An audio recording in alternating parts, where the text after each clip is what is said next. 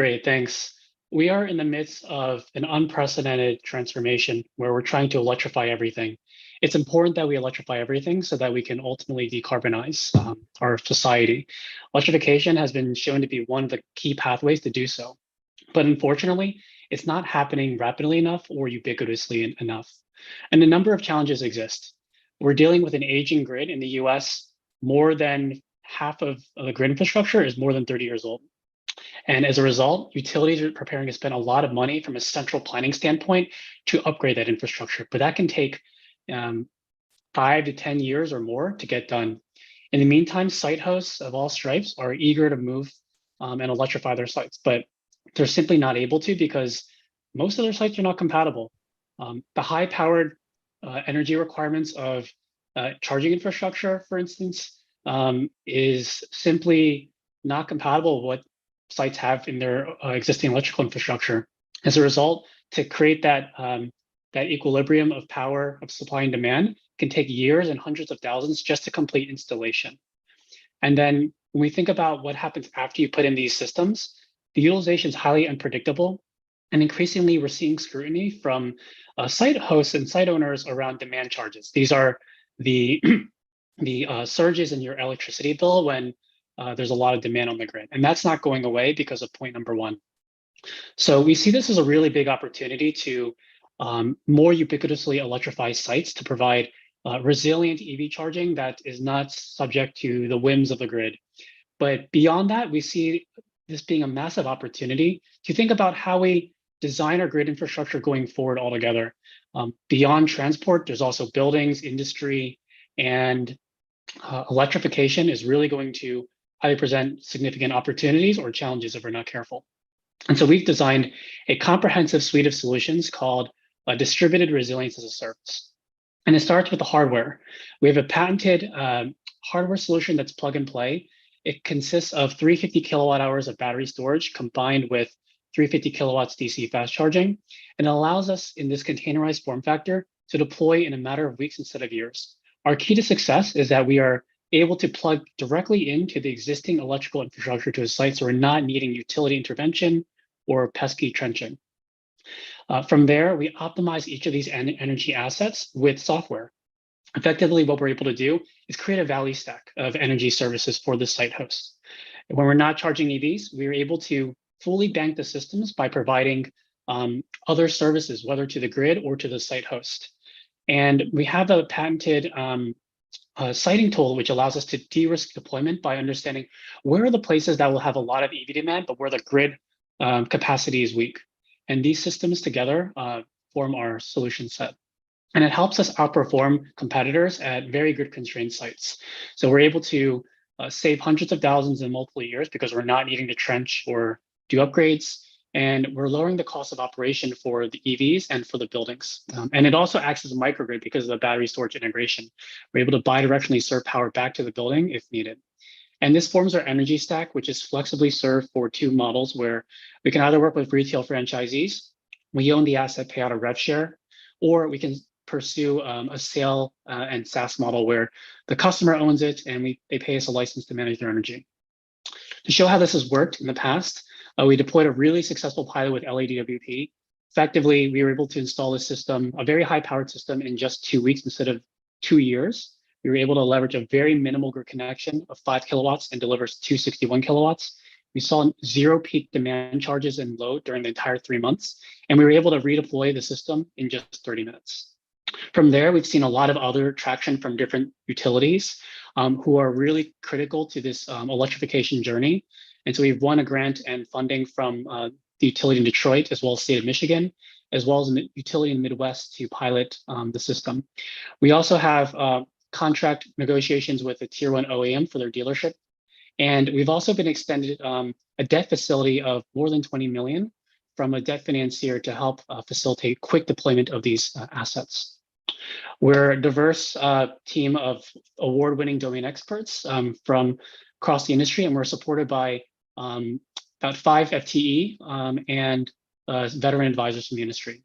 We're currently raising a $7 million round, which will complement the lease facility that we have secured a term sheet for. We've got around 4.9 soft circle looking for a lead check of around 2 million. And that'll give us 24-month runway to help us achieve the next milestones of new product launches, UL certification, time and is ramp up. And we want to make a really big impact. Thank you. It looks like you got a lot of chance to make a really big impact. Let me bring Pippa back now, and we will go over what you guys are doing. Give me 1 second. Thanks for presenting. It's a super fascinating concept. I certainly have questions, and I hope Pippa does as well. Pippa, do you want to go first? Yeah, and you should go first next time, just so people don't get bored. No worries. So just wanted to make sure I'd understood the concept. It's basically a 350 kilowatt battery that charges up, and then you can use that for rapid charging of EVs, or you could like use it for to balance for grid balancing, like DER type services. Exactly. Or use it as an energy source for anything else, not just EVs, but really like charging EVs is the sweet spot in terms of making it pay back. Is that right? Yeah, it really depends on the type of site. So for a gas station type of situation, we're owning the asset because we're banking on the high throughput and short dwell times of those situations. But for an enterprise customer, they might not have significant EV charging throughput, which is where we're actually able to help in other senses to maximize utilization. So if it's, say, a fleet operator, they might not be operating their fleet the whole day. And so in those idle periods, we're actually able to help generate energy savings for the building itself. And so that's where that bidirectional connection, which is very unique to our solution, comes in. So that was maybe going into the next question I had, which was but there's it's quite a busy space in terms of different kinds of solutions that are suitable for different kinds of applications. Yeah. And I guess firstly, kind of what do you think about that competitive space? Who do you see as being a threat to your solution? And what are your kind of unique advantages there? Yeah, so there's, the EV space is not a new one, but I think we're seeing a lot of new innovations, and we're trying to push the envelope on business model innovation and deployment innovation. We're not a hardware OEM, so we're basically a systems integrator of different components. We have a patent design, and then we optimize that with software. And so the way we see the competition, there's your traditional networks, which are basically grid tied. There's a lot of friction when you're trying to install these systems. Then you have, batteries, standalone battery systems that then integrate with existing charging. Those, I think, serve some of the same customers, but are really, I think, different in their speed to market. The fact that you need to integrate with a different system, whereas everything in our system is fully containerized, drop and go.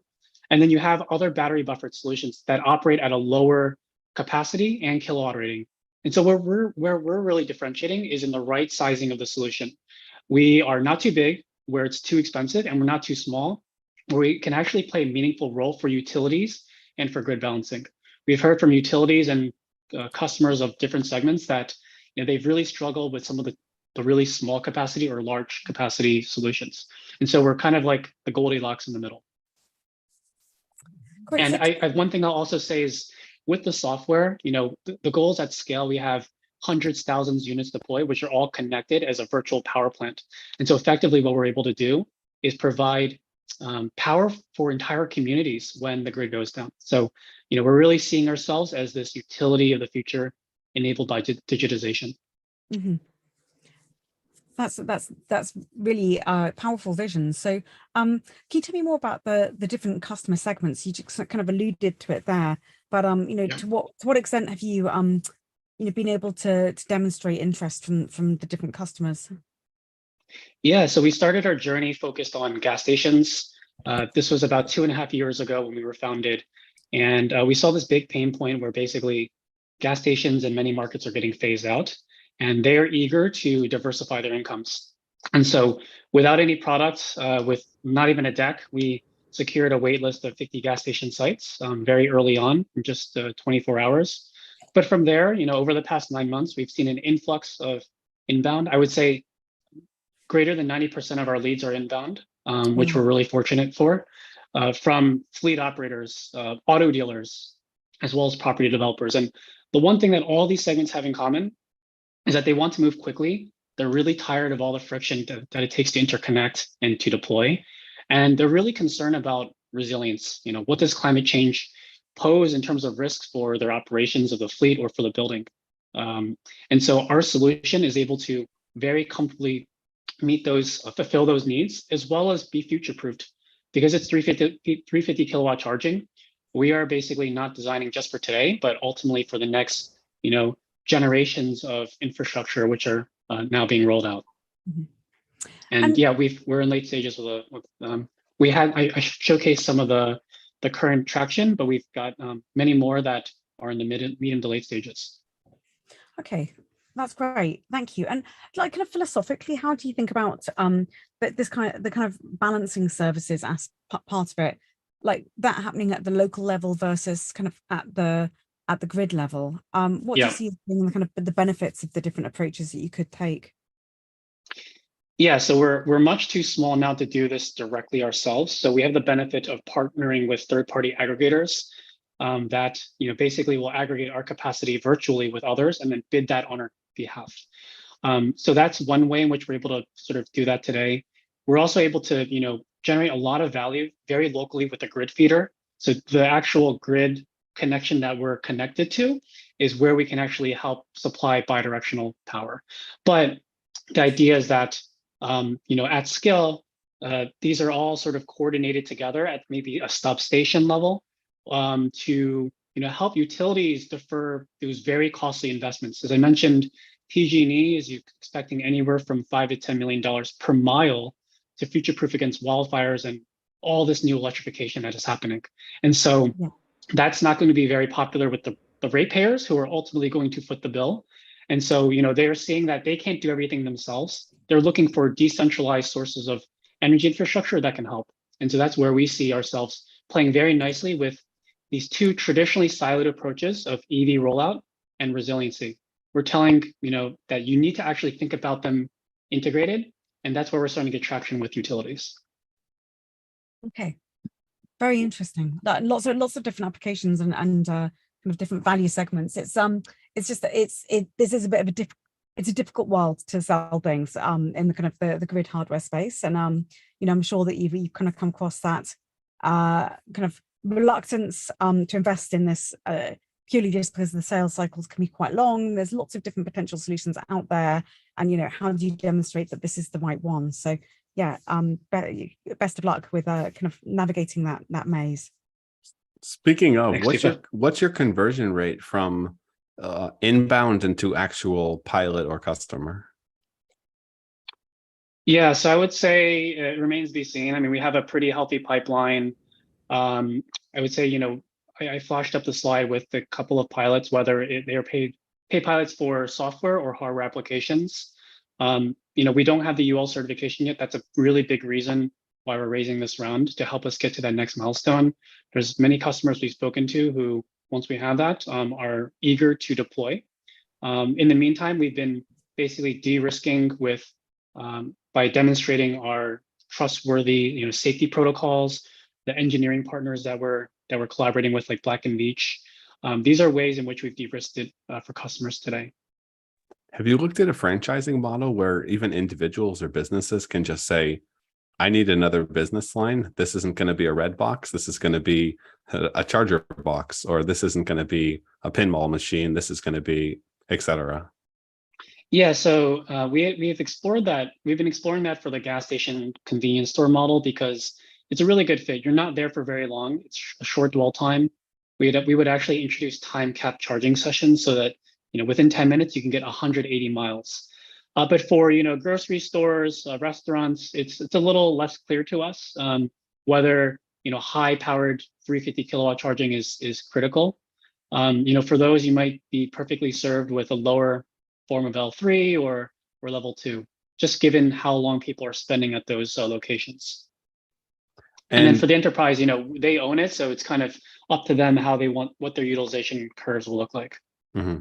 And for the end customer, is the vision more for this to be something that becomes a standalone product or charging station that stays in place, or are these for time sensitive things, i.e., there's not really a better example, but a porta potty system that gets moved around where and when it's needed? Yeah, so for most, it's going to be, I guess, semi-permanent, where It's basically there for the life of the term.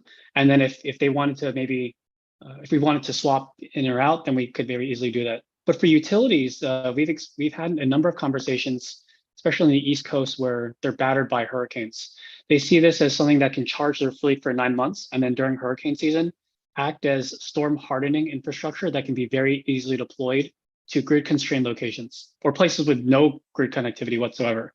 And so there is a lot of appeal to many for the movability aspect. We are not positioning this though as a mobile thing that you move like every day, because the logistics and overhead would be, I think, too much. But occasional relocation and redeployment is something that is within this capabilities. And country-wise or market-wise, where do you see the largest market potential for something like this? Yeah, so I would say we're getting inbound interest from pretty much every sector of Earth. But I think right now there's a lot of really great momentum here in the United States, not just California anymore. I think as of this week, last week, there's a lot of great policy movements in this sector, and so we see a long runway in the United States. But certainly, any market that suffers from grid instability, where they're also expecting an uptick in EVs, is great. And we've heard from folks that the UK, could be a really applicable market for that reason. Spain and others, and then obviously a lot of the emerging markets. It probably wouldn't be the 4-wheelers; it might be the 2-3-wheelers down the line, and that is something that we are considering on our roadmap for a couple of years out. But definitely this idea of electrification and resiliency, wherever they meet is where we'll be.